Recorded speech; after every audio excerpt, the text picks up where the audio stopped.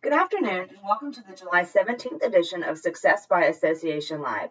This issue is sponsored by St. Augustine, Ponte, Vedra, and the Beaches Convention and Visitors Bureau. We thank them for their steadfast support of AENC. Today's article was written by Bob Harris and is reprinted with permission. The article is titled, From Good Old Boys to Good Governance. Perception is reality. It means if it is perceived to be true, it will seem more important than the facts. If members perceive the organization's leadership to be good old boys, it can damage the credibility of an association or chamber. Characteristics of good old boys are directors with seemingly perpetual terms, a lack of diversity, and director ages representative of baby boomers and above, 55 to 75 years old, blocking the entry of young, diverse, and emerging leaders. Good old boys maintain an informal system of friendships through which they use their positions of influence by exchanging favors and information.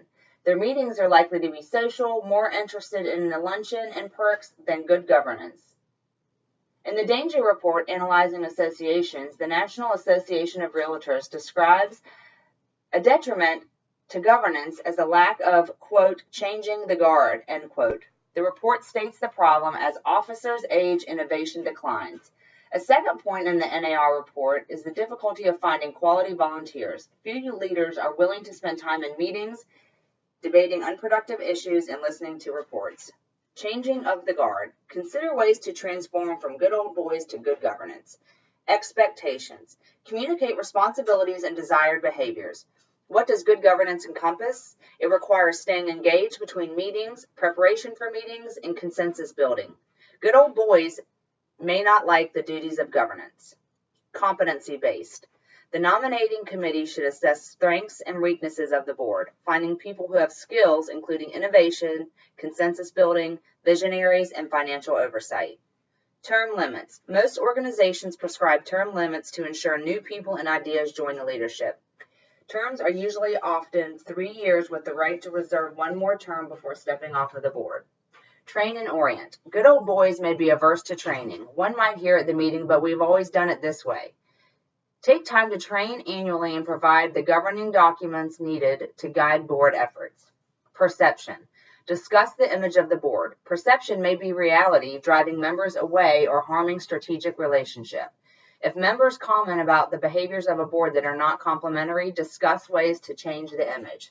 Diversity. Find ways to instill diversity. It might require appointing persons to represent diverse segments or engaging them for input. Have the board reflect the composition of the membership. Less social.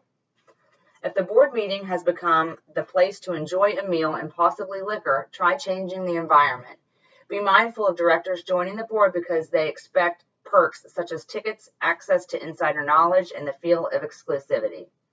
Accountability. The board is responsible for achieving results. It requires a team effort amongst directors, committee volunteers, and staff. When directors don't fulfill obligations, it's the role of the elected chair or officers to address the problem. Boldness. A good board approaches missions and goals with a sense of boldness.